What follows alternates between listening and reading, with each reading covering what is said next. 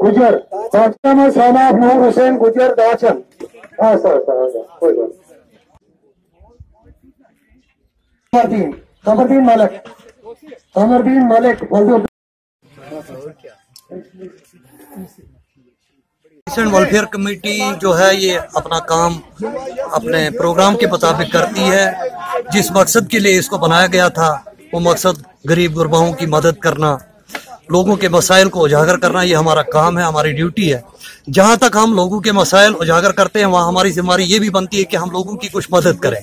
इसी ज़िम्मन में इसी हवाले से हमने ये एक प्रोग्राम किया, क्योंकि बर्फ़ पड़ी थी, सर्दियों का मौसम था, इसे हमने कुछ ऐसे लोगों को चुना कि उनको हम कुछ सहायता पहुँचा सकें। इसी हवाले से हमने आज 90 ब्लैंकेट्स जो थे वो गरीब गुरबा, चाहे वो अपाहिज थे या बेवा थी या ऐसे कुछ लोग थे जिनको हमने ये तकसीम की है।